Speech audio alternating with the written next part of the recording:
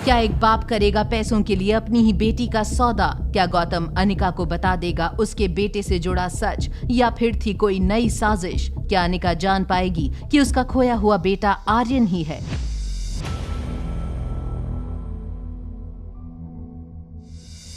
अनिका ने गौतम से कहा अगर वो उसे अपने बेटे के बारे में इंफॉर्मेशन दे दे तो वो उसे 2 करोड़ रुपए उसी वक्त ट्रांसफर करने के लिए तैयार है। अनिका की ये डिमांड सुनते ही गौतम ने बिना सोचे अनिका से फोन पर कहा, ठीक है, मुझे तुम्हारी ये शर्त मंजूर है, मगर हाँ, मैं तुम्हारे बेटे के बारे में तुम्हें तभी बताऊंगा जब मेरे अकाउंट में पैसे ट्रांसफर हो जाएंगे। ठीक है, मुझे थोड़ा वक्त दीजिए, मैं अभी फंड ट्रांसफर करवाती हूँ। उसके बाद मैं आपको कॉल करूंगी और आप मुझे मेरे बेटे का पता बता देंगे, ठीक है?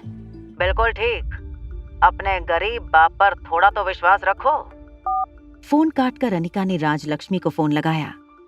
अनिका ने राजलक्ष्मी से गौतम की अकाउंट डिटेल्स शेयर की और कहा कि गौतम के अकाउंट में वो फौरन 2 करोड़ रुपए ट्रांसफर कर दे।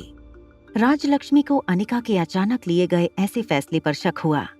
राजलक्ष्मी नहीं चाहती थी कि अनिका की मेहनत की इतनी बड़ी रकम वो इस तरह जाया कर दे।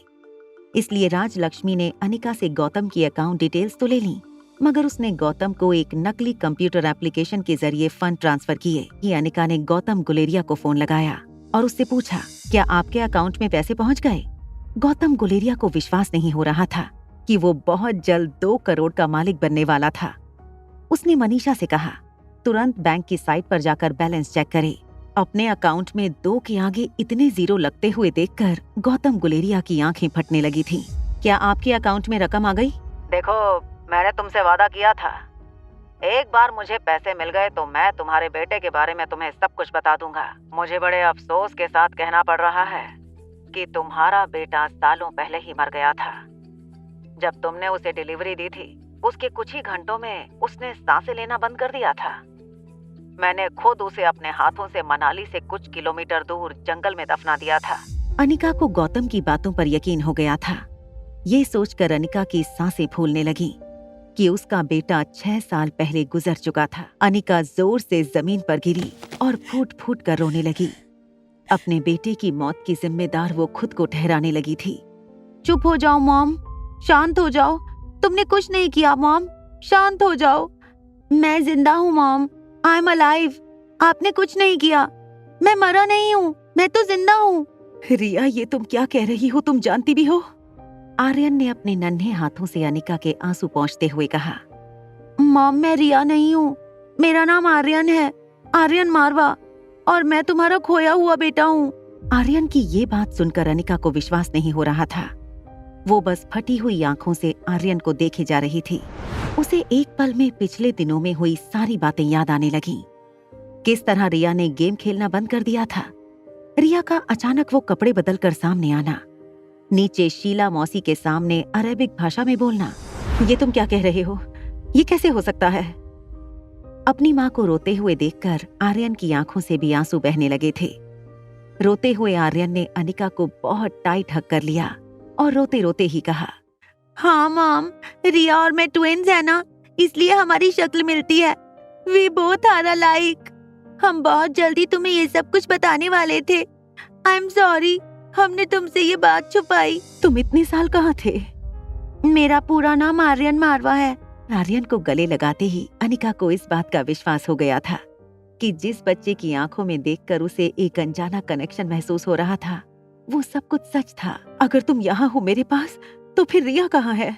अनिका को एक पल के लिए ऐसा लगा कि शायद उसे शांत करने के लिए रिया ने ये पूरी कहानी बनाई थी, और इसीलिए उसने फिर से एक बार आर्यन से पूछा, देखो रिया, अगर ये कोई तुम्हारी शरारत है तो मम्मा तुमसे बहुत नाराज हो जाएंगी। अनिका की ये बात सुनकर आर्यन ने अनिका का हाथ पकड़ा और नीचे ले गया। अनिका गाड़ी लेकर गेट के बाहर निकल चुकी थी। गाड़ी के अंदर आर्यन अनिका को डायरेक्शंस दे रहा था। थोड़ी देर ड्राइव करने के बाद अनिका दिल्ली के आउटस्कर्ट्स में एक पॉश लोकेलिटी में पहुंची। ये पूरी सिटी मारवा डेवलपर्स ने ही कंस्ट्रक्ट की थी। बस मम्मा, अब यहाँ से फोर्ट बंगलो जब आएगा तो गाड़ी गेट के अंदर ले लेना। आर्यन का बताया हुआ बंगला जब नजदीक आया तो अनिका ने कार की स्पीड कम कर दी। गेट पर सिक्योरिटी ने कार को रोकते हुए अनिका से गाड़ी का कांच नीचे करने का इशारा किया। आर्यन को देखते ही गार्ड ने रिमोट का बटन दबा दिया और गेट पर एक ग्रीन सिग्नल हुआ। गेट ऑटोमेटिक खुलने लगा। अनिका ने बंगले से थोड़ी ही दूर पार्किंग एरिया में गाड़ी खड़ी कर दी। उसके बाद आर्यन और अनिका गाड़ी से उतर गए। आर्यन ने अनिका से कहा। अनिका से अब इंतजार नहीं हो पा रहा था। मम्मा तुम यहाँ? मिस अनिका आप यहाँ? मम्मा वो मैं आपसे। बस करो Aryan, she is not your mom. ये क्या इतने दिनों से मॉम मॉम का पागलपन लगा रखा है? I am sorry mister Rohit Marwah. वो दरअसल मैं आपसे ये पूछना चाहती थी, क्या ये आर्यन आपका बेटा है? आई डोंट नो मुझे आपके सवाल का जवाब देना चाहिए या नहीं। पूरी दुनिया जानती है कि आर्यन मेरा बेटा है, और एक बिन माँ का बच्चा अगर प्यार से आपको माँ कह देता है तो इसका ये मतलब नहीं कि आपका उस पर कोई अधिकार है। No, I meant was, mister Marwah, क्या आप ही आर्यन के बायोलॉजिकल पिता हैं? ये कैसी बातें कर रही हैं आप miss Anika? Of course Aryan मेरा बायोलॉजिकल बेटा है। मिस्टर रोहित, मुझे एक बात बताइए, क्या आप अपने बेटे की बायोलॉजिकल मदर को जानते हैं? देखिए मिस अनिका, मैं नहीं जानता कि इस सवाल का जवाब मिलने से आपकी जिंदगी में क्या फर्क पड़ जाएगा, मगर मैं आपको इतना बता दूं, आर्यन की माँ को ना मैं जानता हूँ और ना ही जानना चाहता हूँ। अगर आप उनको जानते नहीं तो उनके साथ बच्चे कैसे पैदा कर लिए? That is none of your business. I am sorry, मैं बस आपके बारे में कुछ इन्फॉर्मेशन जानना चाहती थी। कार के पीछे छुपा आर्यन आगे आकर अपनी मॉम के डिफेंस में बहुत कुछ कहना चाहता था, मगर रोहित के चेहरे पर बढ़ता गुस्सा देखकर वो शांत हो गया। आपके कहने का मतलब ये है कि आप इस वक्त यहाँ मेरे फैमिली वेकेशन हाउस पर मुझसे ये सारी बातें करने आई थी? एक्चुअली मिस्टर मारवा, मैं आपको ये बताने आई थी कि आपकी दादी जो हैं, उन्हें 1-2 दिन में होश आ जाएगा, मगर क्योंकि वो काफी दिनों से कोमा में थी, उनकी बॉडी बहुत वीक हो चुकी होगी, इसीलिए उनके खाने पीने पर खास ध्यान देना होगा। आई अप्रिशिएट कि आपने मेरी दादी माँ की सर्जरी करके उन्हें एक नया जीवन देने की कोशिश की है, मगर मैं आपको इतना जरूर बता दूं कि मेरी दादी माँ का ख्याल रखने के लिए हमारी लाइफ केयर हॉस्पिटल में देश के सबसे बेहतरीन नर्सिंग स्टाफ मौजूद हैं, इसलिए आपको इस चीज के बारे में फिक्र करने की कोई जरूरत नहीं। यस सर्टेनली मिस्टर मारवा, आप सच कह रहे हैं। मैं बेवजह ही यहाँ पर आपको परेशान करने के लिए आ गई। जाने से पहले अनिका ने दरवाजे से बाहर मुंह निकाल रही रिया को देखकर कहा, मानना पड़ेगा, बेटा खूबसूरत तो है। मिस अनिका, मैं आपसे कह दूं कि मेरा बेटा खूबसूरत नहीं बल्कि हैंडसम है। खूबसूरत आप जैसी लड़कियों को कहते हैं और हैंडसम मुझ जैसे लड़के को, जो कि मेरा बेटा है, और अब तो वो मार्शल आर्ट की ट्रेनिंग भी लेता है, इंडिया की सबसे मशहूर Brahmaputra martial art training academy से। आर्यन, याद है ना, सुबह सुबह तुम्हें ट्रेनिंग में पहुंचना है। Dad, can we skip my training session tomorrow?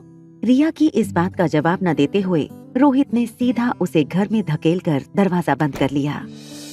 Car में बैठते ही अनिका ने कार की बैक सीट में छुपे हुए आर्यन को बाहर निकालकर गले से लगा लिया। अनिका ने गाड़ी रोहित के विला से बाहर निकाली और मल्होत्रा हाउस की ओर जाने लगी। तो आज क्या प्लान था तुम दोनों का? वापस अपनी अपनी पोजीशन पर कैसे पहुंचने वाले थे? मॉम, आज नहीं कल, जब तुम मुझे बलवीर सर के यहाँ ट्रेनिंग के लिए छोड़ने जाती तो वहाँ मैं और रिया फिर से बदल जाते, क्योंकि हमारे प्लान में बलवीर सर भी शामिल हैं। तुम दोनों ने मिलकर उस जिद्दी बुड्ढे को भी अपने साथ मिला लिया। मान गई तुम दोनों को। मुझे ये नहीं समझ आ रहा कि शैतानियां करने में तुम दोनों का दिमाग आखिर किस पर गया है। मैं तो मेरे बचपन में किसी बड़े के सामने अपना नाम भी ठीक से नहीं ले पाती थी। फिर शायद इस मामले में हम डैड पर गए हैं। आर्यन का ये जवाब सुनकर अनिका और आर्यन दोनों एक साथ हंस पड़े। घर पहुंचने से पहले अनिका ने आर्यन को एक बड़ा सा आइसक्रीम खरीद कर दिया। इतने सालों में दोनों ने एक दूसरे को कितना मिस किया, इसके बारे में बातें की। सुबह ठीक 7 बजे अनिका आर्यन को लेकर बलबीर सर की ट्रेनिंग एकेडमी में पहुंच गई। अरे पुत्र रिया, तुम आ गई? चलो आज से तुम्हारी ट्रेनिंग का अगला फेज शुरू होगा। तैयार होना बेटी रिया। ये कहते हुए बलवीर सर आर्यन की ओर देखकर हंसने लगे।